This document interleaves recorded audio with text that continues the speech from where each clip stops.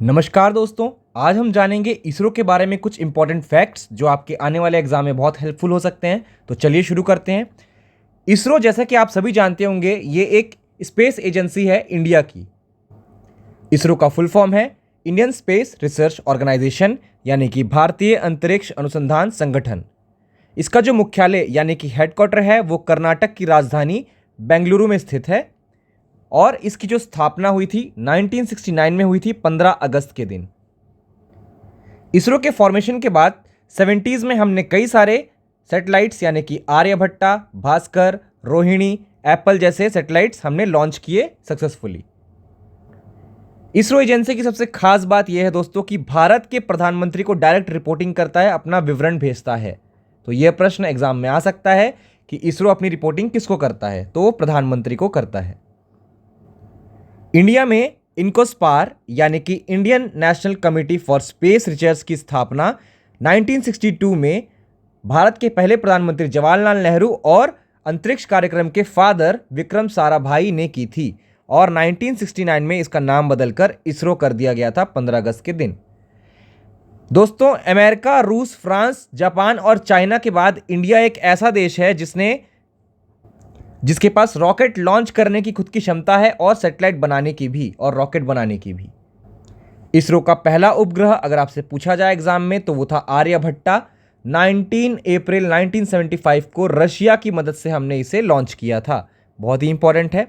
और अगर पहला स्वदेशी आपसे पूछा जाए, फर्स्ट इंडिजिनस सैटेलाइट जो हमने भेजा था, उसके डायरेक्टर थे उस प्रोग्राम के डॉक्टर APJ अब्दुल कलाम और उसका नाम था SLV-3, सैटेलाइट लॉन्च व्हीकल 3 द्वारा इसे लॉन्च किया गया था। इसरो का अब तक का सबसे बिगेस्ट अचीवमेंट अगर कोई है तो वो है 25 सितंबर 2014 को मंगलयान यानी कि मार्स मिशन जो हमने सक्सेसफुली लॉन्च किया था। और अपने फर्स्ट अटेम्प्ट में ही मार्स पहुंचने वाला इंडिया पहला देश था, जबकि अमेरिका 5 बार, सोवियत संघ 8 बार और चाइना और रूस फेल हो चुके हैं अपने अटेम्प्ट्स में। विक्रम साराभाई स्पेस सेंटर जो है वो त्रिवंतपुरम यानी कि केरल में स्थित है। ये इंपॉर्टेंट प्रश्न बन सकता है आपके एग्जाम के लिए। दूसरा, श्रीहरिकोटा जिसका पहले नाम था, आज इसका नाम है सतीश धवन स्पेस सेंटर, जो कि श्रीहरिकोटा आइलैंड है एक आंध्र प्रदेश में, वहां पर स्थित है। इसरो की मास्टर कंट्रोल फैसिलिटी जो है वो हसन और भोपाल में स्थित है। और प्रेजेंटली इसरो के जो चेयरमैन हैं, बहुत ही फेमस S सोमनाथ जिनका नाम है, ये प्रेजेंट इनके चेयरमैन हैं। कुछ इंपॉर्टेंट क्वेश्चंस देख लेते हैं। फाउंडर ऑफ इसरो कौन है? तो फादर ऑफ स्पेस एजेंसी हम कहते हैं विक्रम साराभाई को। तो आंसर आपका ऑप्शन डी यहां पर विक्रम साराभाई होगा, इसरो के संस्थापक हैं ये। इंडियन स्पेस रिसर्च ऑर्गेनाइजेशन का मुख्यालय यानी कि हेडक्वार्टर कहाँ है? तो वो अभी हमने देखा था, बेंगलुरु में स्थित है, कर्नाटक राज्य में। इसरो की स्थापना कब की गई थी? तो क्योंकि यहाँ पर 1962 वाला ऑप्शन नहीं है, वो इनकोस्पार था, तो 15 अगस्त 1969 को इसकी स्थापना हुई थी। ये डेट हम मारेंगे इसमें। सतीश धवन अंतरिक्ष केंद्र कहाँ स्थित है?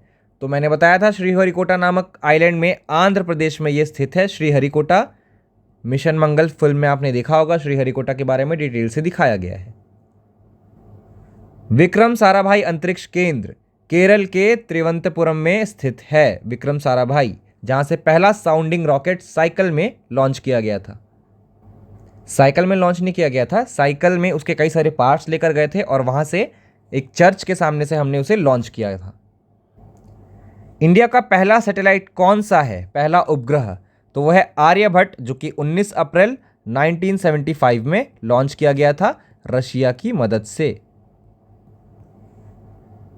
आर्यभट्ट को कब लॉन्च किया गया था? फिर से वही क्वेश्चन, 19 अप्रैल 1975 को। मंगलयान का प्रक्षेपण किस केंद्र से हुआ था?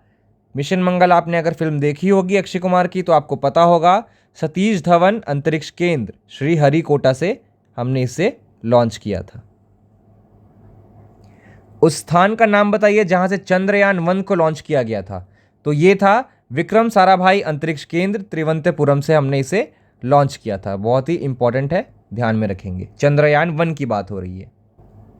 भारतीय अंतरिक्ष अनुसंधान संगठन ने भारत का पहला चंद्रयान-1 कब लॉन्च किया गया था? तो इसकी तारीख है अक्टूबर 2008 में इसे लॉन्च किया गया था, बहुत इंपॉर्टेंट है।